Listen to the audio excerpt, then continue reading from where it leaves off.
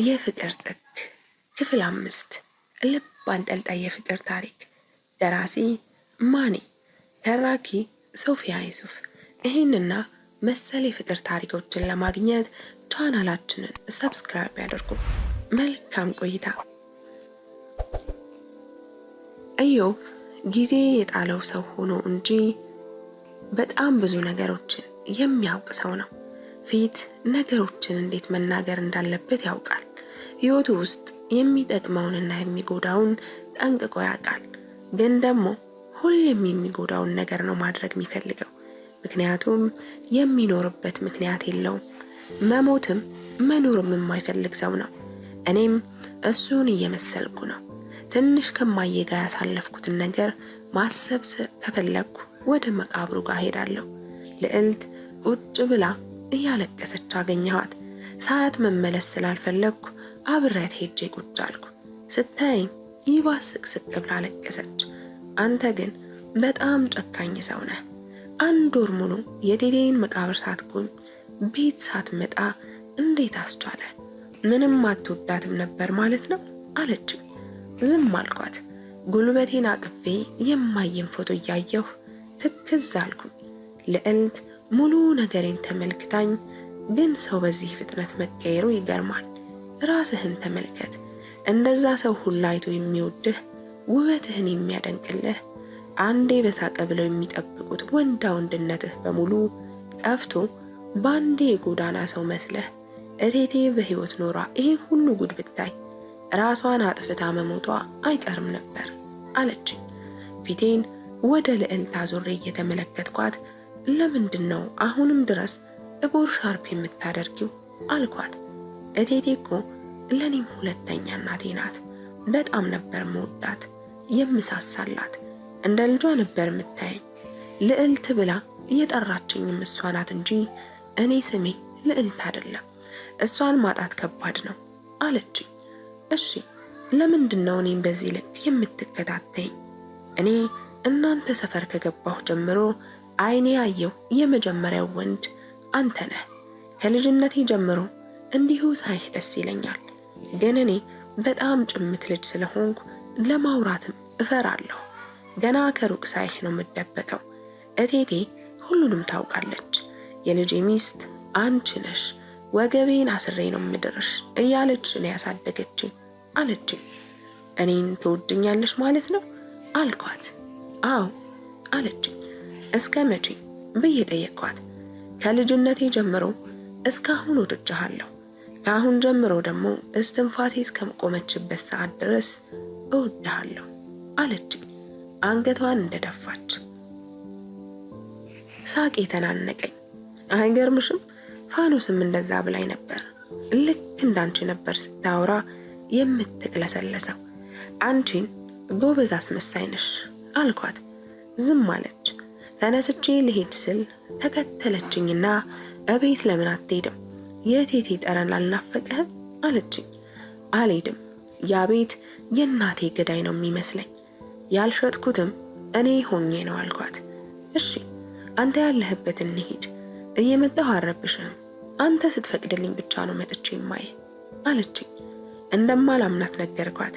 በቴቴም እያለሁ አንተ ሳትፈቅድ ላልመጣ የት እንዳለህ ለማንም ሰው እንደማልናገር ቃሌ ነው አለችኝ። እሺ ብያት ይዣት ሄድኩ። አሳየኋት። ኢዮብ ጋደም ብሏል። እኛ ወደ ውስጥ ስንገባ ከአፍንጫው እየፈሰሰ ያለውን ደም እንኳን አላስተዋለውም ነበር። ልዕልት እንዳየችው ደንግጣ ምን ሆነህ ነው? ምን ሆንክ? እያለች አንገቱን ቀና አድርጋ ያደረገችውን ሻርፕ አውልቃ ደሙን ጠራረገችለት።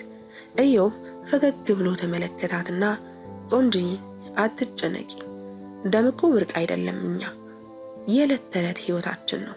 ሸበላው ይዞሽ መጥቶ ነው። በሉ ፈታ በሉ እኔ ልሂድ አለ። እኔ እየሳኩ ኧረ ኢዮባ ምንም የለንም፣ የሰፈር ልጅ ናት፣ ቤታችንን ላሳያት ነው ይዣት የመጣሁ አልኩት። በቃ ምግብ ይዤ ልምጣ ብሎን ወጣ። ልዕልት በደንብ ቤቱን ቃኘችና ግን እዚህ መሆን ይሻላል ብለህ ማለቴ ቤትህ አይሻለህ? ስራ እየሰራህ መኖር እኮ ነው ላንተ የሚጠቅም አለችኝ። ፊት ለፊቷ ሲጋራ አውጥቼ ለኮስኩና ጨስ ጨስ አድርጌ ጣልኩት። ልዕልት ፈገግ ብላ ይቻለም ግን ትገርመኛለች። ጥሩ ነገር ሲሆን ነው እንጂ እኮ መጥፎ ነገር ለመልመድ በጣም ቀላል አይደል እንዴ? አሁን አንተም ሁለት ምርጫ ተቀመጠልህ። ወይ ስራህን እየሰራህ የሞቀ ቤትህ ውስጥ መኖር፣ ወይ ደግሞ ተራ ሰው ሆነህ ተራ ቤት ውስጥ እየኖርክ ችግረኛና ሱሰኛ መሆን። አንተ ደግሞ መጥፎውን መረጥክ አለችኝ። አጉል አትመጻደቂ፣ ሂጂ በቃ፣ እዚህ መቆየትሽ ጥሩ አይደለም አልኳትና ከቤት አስወጣኋት። ብዙም ሳይቆይ እዮብ መጣ። እየሳቀ ነበር ወደ ውስጥ የገባው። አንተ እንዴት አባቷ ነው የምታምረው! አይተኸዋል? ስትስቅ እንዴት ጉንጮቿ ጉድ ጉድ እንደሚሉ። ደግሞ ቸኮሌት የሆነች ከለር እኮ ነው ያላት ብለው ጨበጡኝ። እንደውም እጆቿ ለስላሳ ናቸው። ደግሞ እርጋታዋ።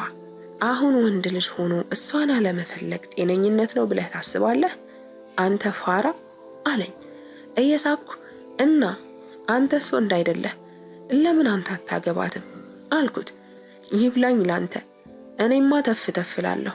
አሁን ራሱ ስላንተ መረጃ ለመስጠት በሚል ሰበብ ቁጥሯን ተቀብያት ነው የመጣሁት ብሎ እየደነሰ መሳቅ ጀመረ። ሁኔታው ግራ አጋባኝ። እዮባ ግን ጤነኛ ነህ? ማለቴ አንተ መንገድ ላይ እንኳን ሴት ስታይ እንዴት ፊትህን አዙረህ እንደምትሄድ አውቃለሁ። ታዲያ አሁን ምን ተገኘ አልኩት። ብዙ ጊዜ እኔ ውስጤ ይነግረኛል፣ ይቺ ውስጧ ነጭ ወረቀት ነው። አንዳንድ ሰዎች የልባቸው ንጹህነት ፊታቸው ላይ ነው የሚታየው። አታይም? የውስጧ ጉዳት አይኗ ላይ እኮ ይታያል። ስታይህ አይኗን ስብር አድርጋ ነው አለኝ። ዝም ብዬው ምግባችንን መመገብ ጀመርን። ማታ ላይ ሁሉም ተሰብስቦ ቦታ ቦታውን ይዞተኛ። እኔና እዮብ ዝም ብለን ቁጫል። መተኛት አልፈለግንም ነበር። ወደ ውጭ ወጣንና ቁጭ ብለን ማጨስ ጀመርን። እዮብ በእጁ የያዛትን ሲጋራ ወደ መሬት ጣልና ረገጥ እያደረገ አይገርምህም? ግን የሰው ተፈጥሮ አሁን እኩለ ሌሊት ነው። ግማሹ የሞቀውን የሚስቱን ገላቅፎ ሚገርም ፍቅር እየሰራ ነው። ግማሹ ደግሞ ከሚወደው ቤተሰቡ ጋር ጤነኛ እንቅልፍ ወስዶት እያንኮራፋ ነው። የተወሰነው ታሞ እየማቀቀ ነው። እንደኛ አይነቱ ቁጭ ብሎ ሲጋራ እያጨሰ ነው። ሌሎች ደግሞ ክለብ ላይ እየቀወጡት ነው። ዝብርቅርቅ ያለ መላቅጡን ያጣ ህይወት ባይኖርስ አለኝ። ዝም አልኩት። ስልኩን አውጥቶ ልዕልት ጋር ደወለ። ሳይጠራ ማለት በሚቻል መልኩ አነሳቸው። ስፒከር ላይ አድርጎ ማውራት ጀመረ። እንዴት አመሸሽ? ቀሰቀስኩሽ እንዴ? አይ አልተኛሁም ነበር። በደውል እኮ ማስጨነቅ ይሆንብኛል ብዬ ነው። ገብቷል አይደል? አብራችሁ ናችሁ አለችው። እኔ በእጄ ተኝቷል እንዲላት ምልክት ሰጠሁት። እሱም ሳያስባንን ተኝቷል። ቤት ነው። እኔ እንቅልፍ እምቢ ብሎኝ ነው የደወልኩት። ያ ውበትሽ እኮ ከዓይኔ ያልጠፋለ። እንዳንቺ አይነት እንቡጥ አበባ አይቼ አላቅም አላት። ልዕልት እየሳቀች ምን አለ አሁን ያልከኝን ቃል በሙሉ ከባህራን አፍ ብሰማው አለች። እዮብ የማዘን ፊት እያሳየኝ እንደውም ተነሳ። አውሪው በቃ ብሎ ስልኩን ወደ እኔ ሰጠኝ። እኔ ጆሮዋ ላይ ዘጋሁትና እዮብ ላይ ተበሳጭቼ ወደ ውስጥ ገብቼ ተኛሁ። እዮብ ምክንያት ፈልጎ ልዕልት ጋር ይደውላል። እሷም ምክንያት ፈልጋ እሱ ነይ ሲላት ትመጣለች። እኔ ከነሱ ለመሸሽ ስሞክር ሁለቱም ንቅንቅ አያስደርጉኝም። ልዕልት ሁሉ ነገሯ ደስ የሚል ቢሆንም ለእኔ ምኗም አይዋጥልኝም። ምክንያት ፈልገህ ምታት ምታት ይለኛል። እዛ ቤት ከመጣች እኔ ለማጨስ ሲጋራ ሳውጣ የእሷን ባቀድሞ ድብ ዱብ ይላል። ያላትን ብር እንዳለ ሰጥታን ትሄዳለች።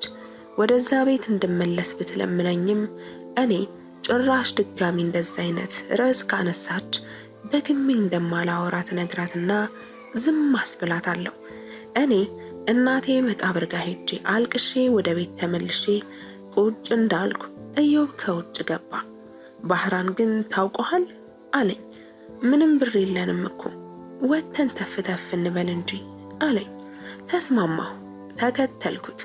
ለመጀመሪያ ጊዜ ለመስረቅ ወሰንኩ። የት እንደሚሄድ ምን እንደምሰርቅ አላውቅም፣ ግን ዝም ብለን አይናችን እየቀላወጠ መራመዱን ተያያዝ ነው። ኢዮብ አይኔን እያየ እስከ ዛሬ እንዴት እየሰረኩ እንዳኖርኩ ዛሬ ይገባሃል አለኝ። ወደ አንድ ሆቴል አመራንና ከርቀት ቆም፣ ዝም ብለን አይንህን ከበሩ ላይ እንዳትነቀል።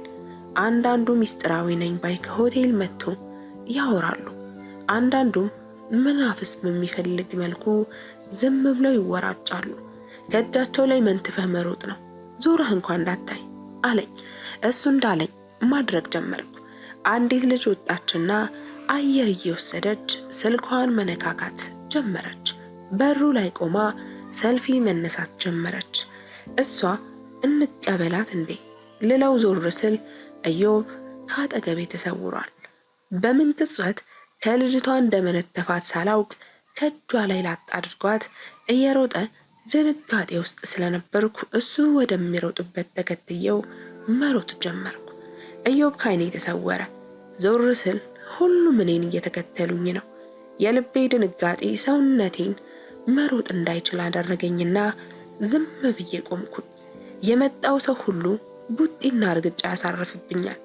እኔ አይደለሁም እያልኩ ከመጮህ ውጪ ቃላት አልነበረኝም። ብቻ ሰውነቴ ላይ የሚሰማኝ ህመም ወደር አልነበረውም። መሬት ላይ አስተኝተውኝ እንደ ኳስ አንከባለሉ። በመጨረሻም አንድ ሰውዬ አቁሙ ብሎ ሲጮህ ሰማሁት። አይኔን ወደ ላይ ቀና አድርጌ ተመለከትኩት። ፊቱ አዲስ አልሆነብኝም። ዝም ብላችሁ የወደቀና የቆሸሸ ሰው ስታገኙ መራመድ ይቀናችኋል። የተሰረቀባችሁ ዕቃ ካለ ፈትሹና ዕቃችሁን መልሳችሁ ሰዱ። ልጁን ለፖሊስ ማስረከብ ነው እንጂ ዝም ብሎ የሰው ልጅ መደብደብ ምን ይሉታል አላቸው። እኔ ያችን አጋጣሚ ተጠቅሜ ከመሬት ተነሳሁና ፊት ለፊታቸው ሙሉ ልብሴን እያወላለቀ ፈተሸኝ። ምንም ነገር የለም። ከሰዎቹ መሃል ይዞኝ ወጣና ወደ መኪናው አስገባኝ። ውስጥ ገብቼ ልብሴን እያረጋገፍኩ ከላይ በለበስኩት ሹራቤ ደሜን መጠራረግ ጀመርኩ። አይገርምሽም? በቃ በየመንገዱ የሰው ልጅ መደብደብ ጀብድ አደረጉት አይደል? ይሄን ልጅ ሳየው አንድ ግጥም ትዝ አለኝ። እኔ ኳስ አሳሬ ድቡልቡል መልክ ይዤ እንደው ስንከራተት ተጉዤ ሰዎች ጠገቡና ግራ ሰበቁ እንደፈለጋቸው እያነጠሩ የሚለው ግጥም ትዝ አለኝ ሲል ነበር ጋቢና ሰው መኖሩን የሚያስተዋልኩት። ፊቷን ጸጉሯ ስለሸፈነው ላያት አልቻልኩም።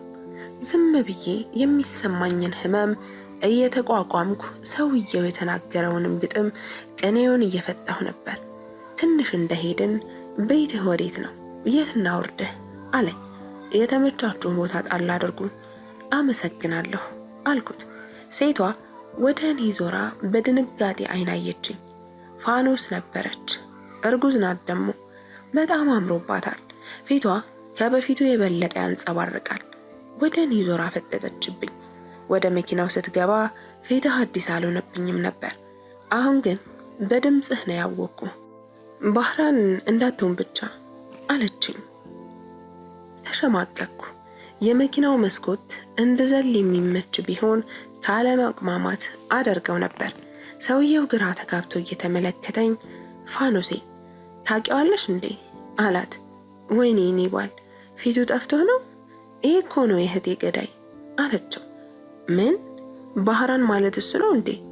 ቆይ ያ መልካሙ ልጅ ነው አላት። ወይኔ በጌታ እኔ ራሱ መጀመሪያ አላወቅኩትም እኮ። እንደዛ አፈር አይንካኝ የሚለው ባህራን ነው ዛሬ እንደዚህ ሆኖ ያየሁት። አይገርምም? እኔም የእህቴ ሐዘን እንዲህ ነበር ከሰውነት ተራ ያስወጣኝ። ፈጣሪ ለሁሉም እንደየስራው ይሰጣል። አሁን ውረድ ከመኪናው አለች። ባልየው ካለምንም ማቅማማት መኪናውን አቆመው። ፋኖስ ቦርሳዋን ከፍታ ያገኘችውን 100 ብር አውጥታ ወርውራልኝ የፊት ሳቅ ስቃብኝ ሄደች። የሰው ልጅ ሆኖ ከዚህ በላይ ሞት ከዚህ በላይ ቅጣት ያለ አይመስለኝም። መጀመሪያ ላይ ስላገኘኋት ደስ ብሎኝ ብቻዬን ለመሳቅ እየሞከርኩ ነበር። ከዛ ግን ጠቅልዬ ያስኩትን ብር ተመለከትኩና ሰውነቴን ጠላሁት። አሁን ጭንቅላቴ ማገናዘብ አቁሟል።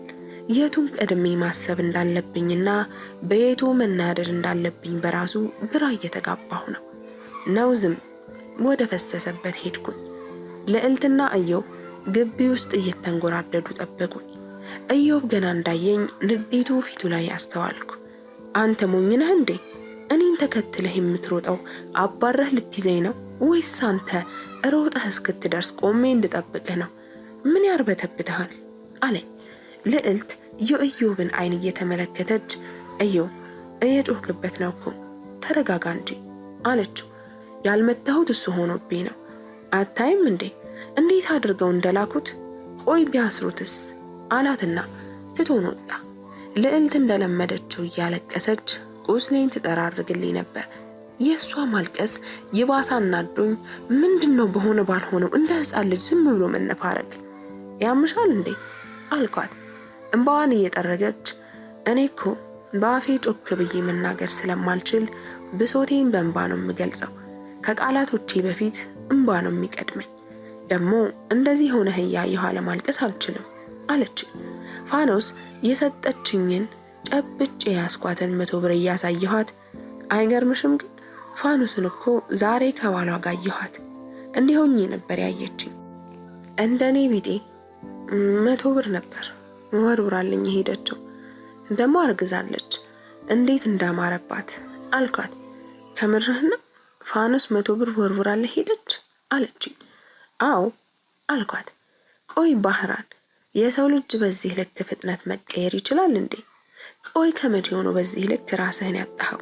ሌላ ጊዜ ቢሆን እኮ ለምን ቀና ብላችሁ አያችሁኝ ብለህ የምትጣላ ሰው ነበርክ አለችኝ።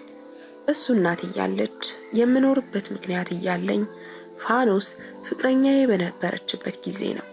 አሁን ግን ልቤን፣ ፍቅሬን፣ ሰውነቴን ባንዴን ያጣሁት። አሁን የትኛው ክብሬን ልጠብቅ? ለማን ብዬ ልኖር?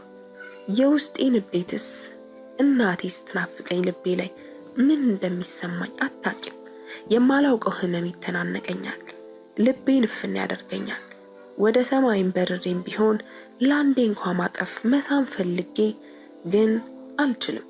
እናቴ አፈር ውስጥ ተቀብራ ሰውነቷን ምስጦች እየበሉት እንደሆነ ማሰብ በራሱ ይገላል እኮ አልኳት በስስት እያየችኝ። ቆይ ባህራን እኔ ያን ያህል ምንም ማልፈቀር የማስጠላ ሰው ነኝ እንዴ? የቱ ጋር ላንተ አንሺ ታየው? ለምን ለኔ ብለህ አትኖርም? ለምን ህይወትህን አታስተካክልም? አለችኝ። አንቺ ከሌሎች በምን ትለያለሽ? አሁን አንቺ ከፋኖስ ተስለሽ ነው አልኳት። ለምን ሁሉም ሰው እሷን አይደለም ልብህን ክፍት አድርገህ ሰዎችን ለመውደድ ካላመንክ እኮ ይከብድሃል አለችኝ። እኔ ግን በተቃራኒው ከቻልሽ እንዳውም ባትከታተኝ ባይ ነኝ። ሰላሜን አታሳጭኝ አልኳት። ተነስታ ወጣች። ምንም አላዘነችኝም።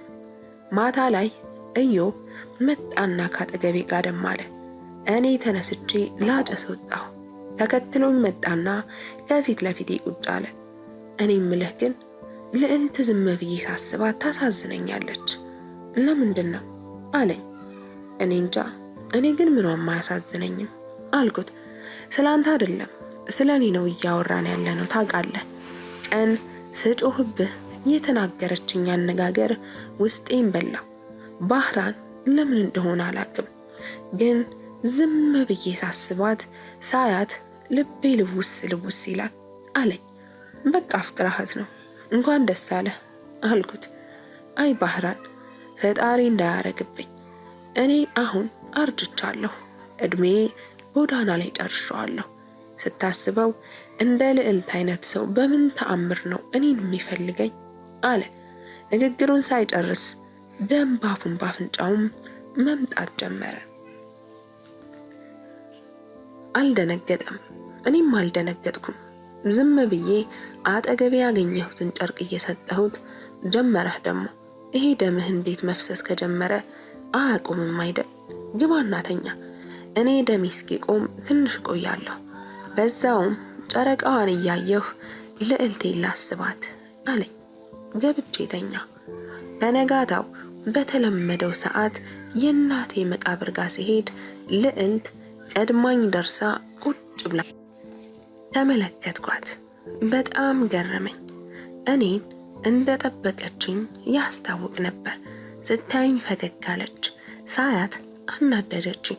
ለእናቴ ብዙ መንገር የሚፈልገው ነገር አለኩ። እዚህ እንኳን ነፃነቴን ስጭኝ እንጂ አልኳት። ተነስታ ራቅ ብላ ተቀመጠች። እኔም የእናቴን መቃብር በቀኝ እጄ ተደግፌ ቁጭ አልኩና ዝም ብዬ ለፈለፍኩባት።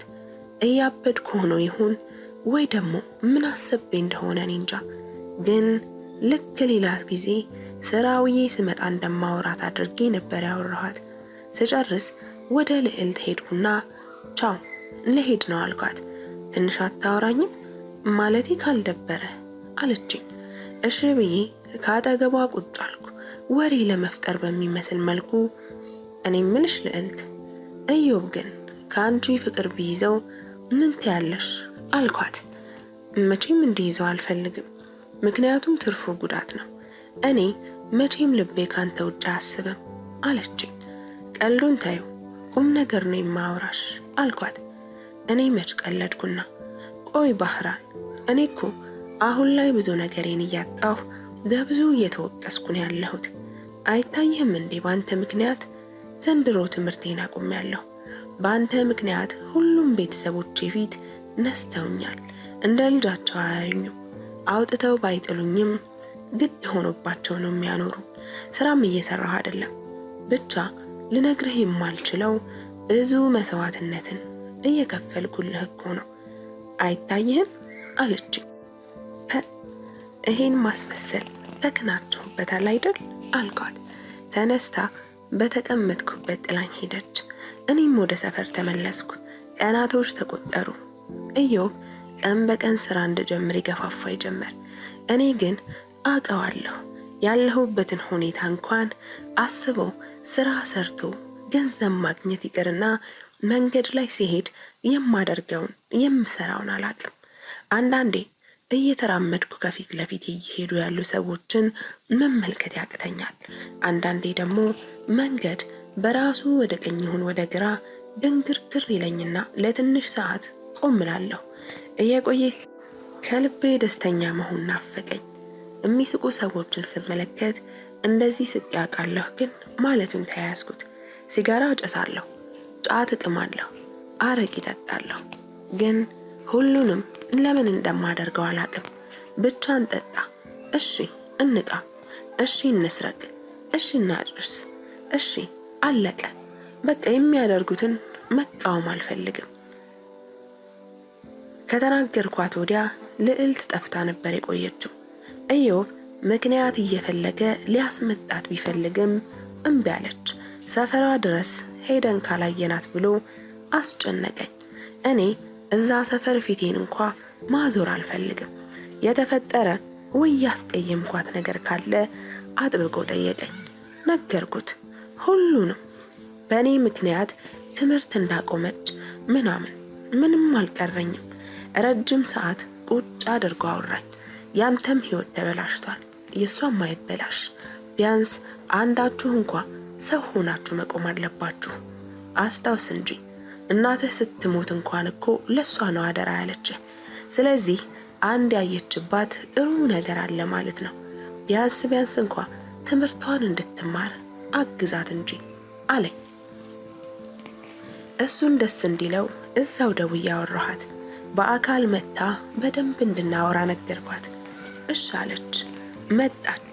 እኔን ማግኘት ማውራት ከፈለገች ትምህርቷን መማርና ከቤተሰብ ጋር መታረቅ እንዳለባት፣ ካልሆነ ግን ጭራሽ እንደማታገኘኝ ተኮሳትሬ ነገርኳት።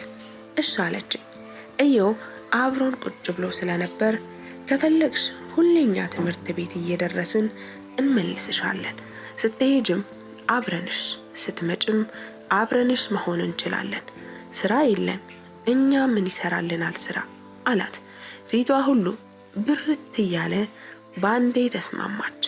ቅዳሜና እሁድን በደንብ እክሳችኋለሁ። እኔ ግን በሁኔታው አልተስማማሁም። ፊቴን አዙሬ አጥቁሬ ዝም አልኩኝ። እነሱ የኔን ሐሳብ አልሰሙም። የደስ ብለው ዝም ብለው መሳቅ ጀመሩ። ኢዮብ በዓይኑ ምንም እንዳልናገር ምልክት እያሳየኝ ስለነበር ዝም አልኩ። ክፍል 6 ይቀጥላል።